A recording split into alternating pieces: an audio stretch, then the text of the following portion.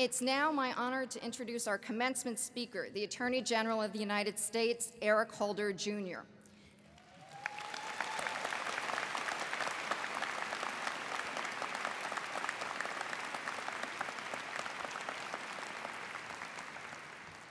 General Holder is the 82nd U.S. Attorney General and the first African American to hold this powerful and prestigious position. As Attorney General, Mr. Holder is a member of the President's Cabinet and heads the Department of Justice, the world's largest law office and the central agency for enforcement of federal laws. An accomplished jurist, litigator, and prosecutor of public corruption cases, Mr. Holder has served in several key government positions, including Deputy Attorney General, U.S. Attorney for the District of Columbia, and Judge of the Superior Court of the District of Columbia. Prior to becoming Attorney General, he was a litigation partner at the law firm of Covington & Burling in Washington, D.C. A native of New York City, he majored in American history at Columbia College and earned a J.D. from Columbia Law School. We are indeed fortunate as a nation to have a man of such integrity as our Chief Legal Officer, particularly in these times when the task of reconciling the values enshrined in the Constitution and our commitment to civil rights are threatened as never before by our ongoing battle with terrorism. We are also extremely fortunate as a university and as a law school that he can take time out from dealing with those weighty questions to speak to us today. Please join me in welcoming Attorney General Eric Holder.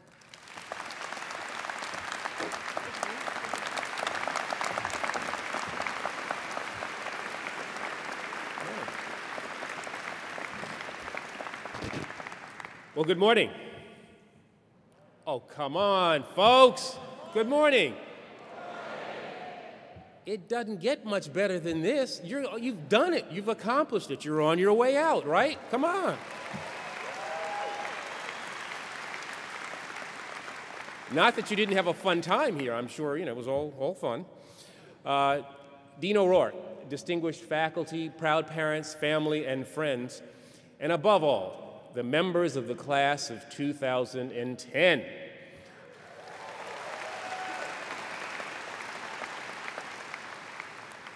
I am proud to salute you, and I am honored to stand with you on the day that, more than any other, marks the start of your journey of service to the law and to the people it protects and empowers.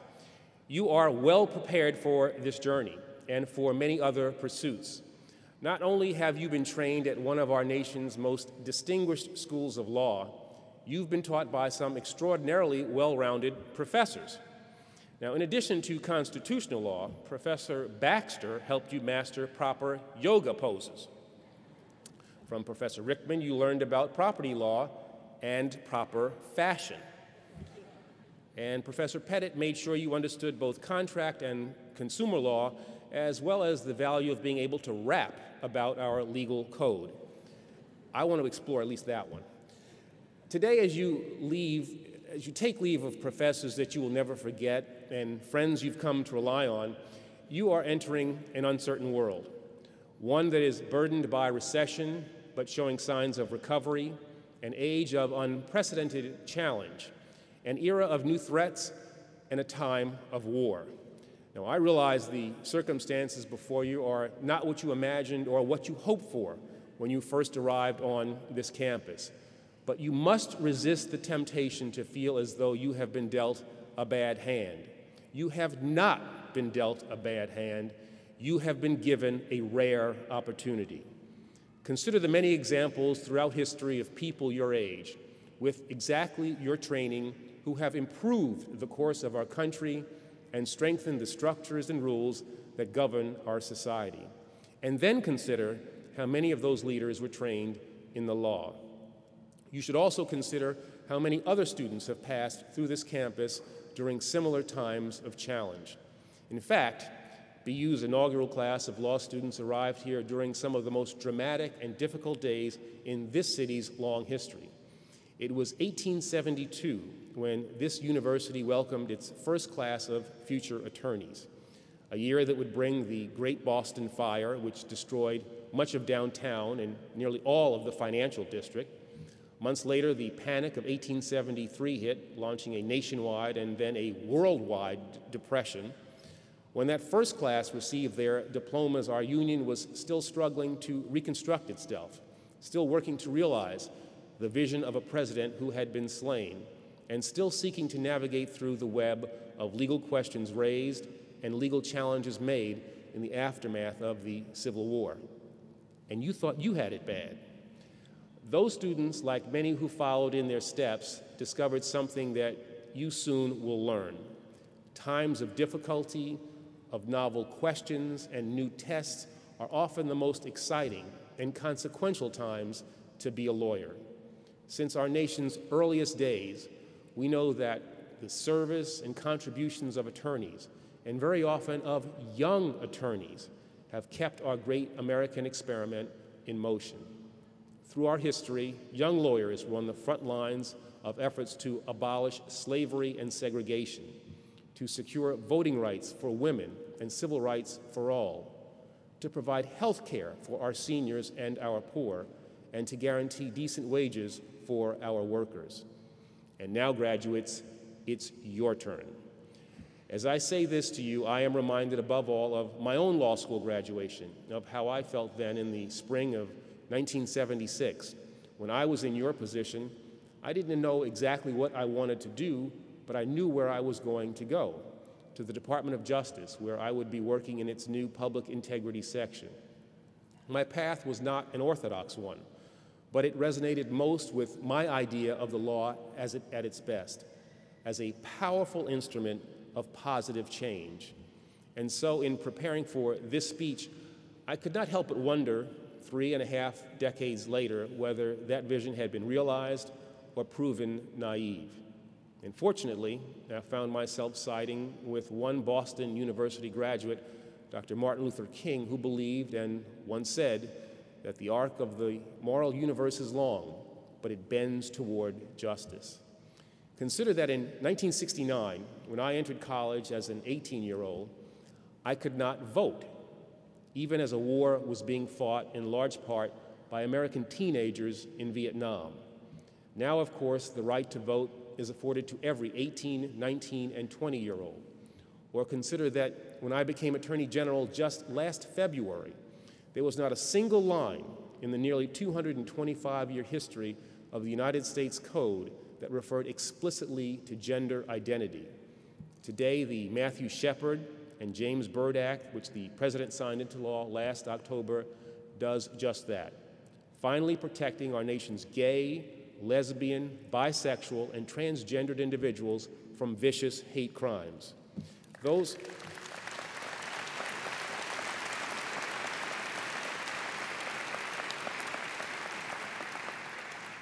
are only two examples of hundreds. In every field of the law, progress has been pursued and progress has been made. In almost every case, lawyers have reimagined and in doing so reinvigorated the law, and they have since the beginning. Our Constitution, of course, was not simply created in the course of a few months in a cramped room in Philadelphia. In reality, the existing law on the books, the Articles of Confederation, was reimagined over the course of years until enough energy existed to build a stronger foundation for our country.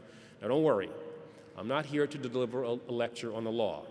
I'd say you've had your fair share of those. And trust me, over the past year, I have also.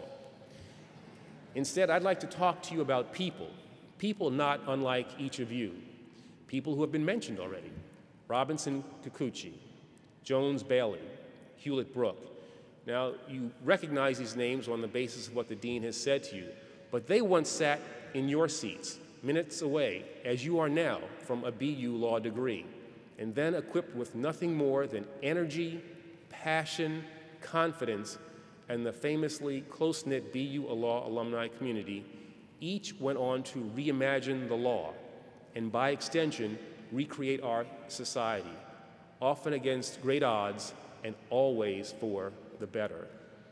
Leela Josephine Robinson graduated in '81, that's 1881, as the first female law graduate in Massachusetts and one of the first in the nation.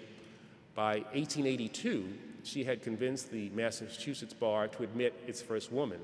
And just a few short years after that, she had published Law Made Easy, a book for the people, a revolutionary and Herculean effort to communicate the law in plain language to the American people. Takeo Kikuchi, class of 1877, was one of the first Japanese people to study law in the United States, and less than a decade after graduating, co-founded Chuo University, one of the most prestigious schools in Japan.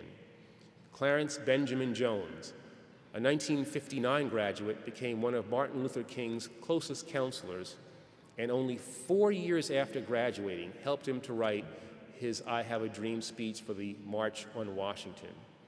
Consuelo Northrop Bailey, class of 1925, was the first female lieutenant governor in the United States.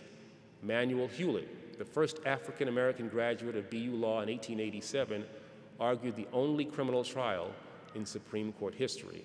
And of course, Edward Brooke, who received his LLB in 1948 and his LLM in 1949, became the first African-American senator elected by popular vote. Now he's a Presidential Medal of Freedom recipient.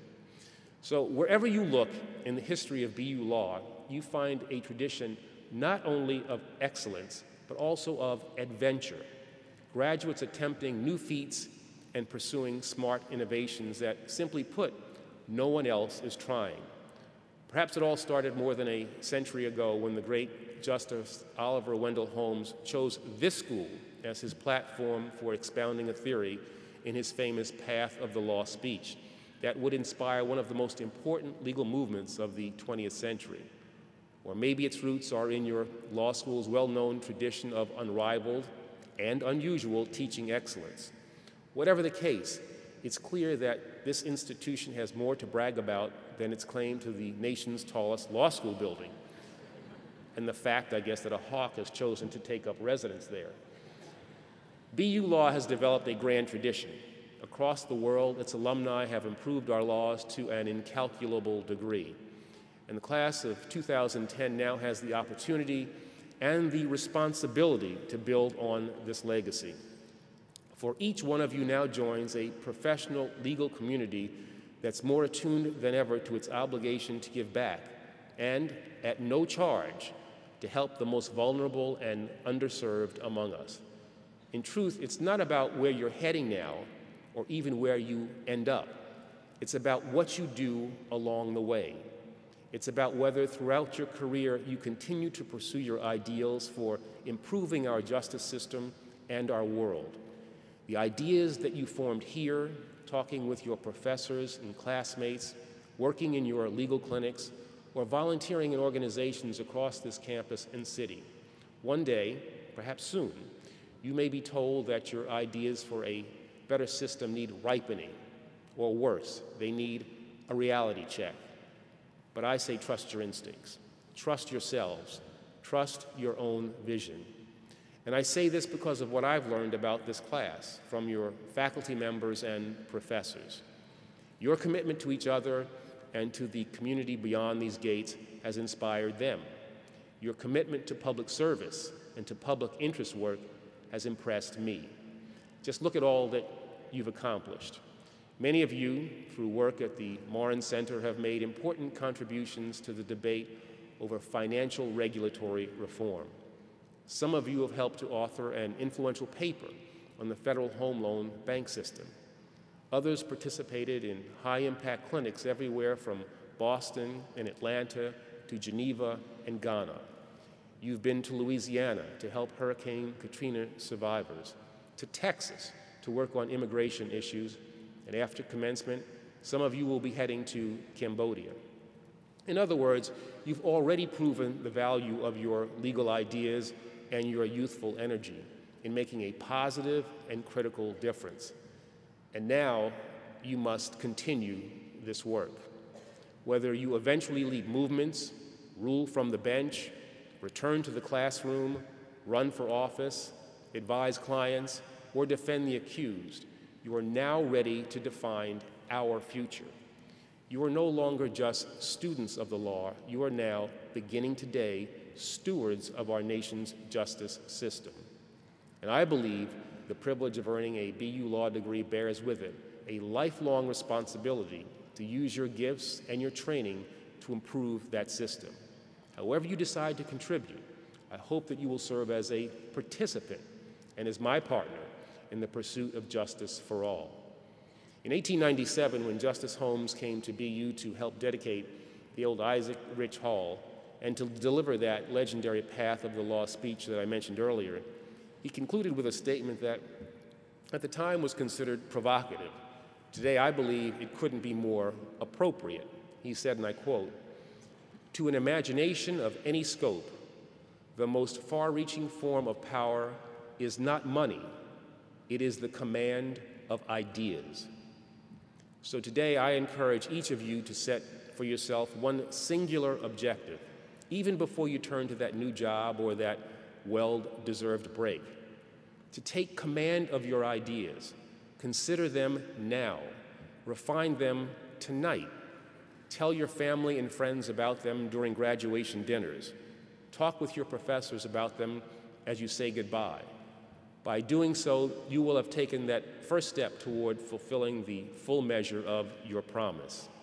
You will have taken the first movement toward honoring the tradition of service that makes me so proud to be at this school and part of this ceremony today. And you will be not only sharpening your new tool, your law degree, as a powerful force of positive change, you will be using it too. The future, I believe, demands no less from each of you. And history leaves me with no doubt that I am looking at 487 faces of dreamers and, most importantly, doers who will not merely meet these great expectations, but like so many other BU Law graduates, will exceed them. Good luck, graduates, and congratulations to each and every one of you. Thank you.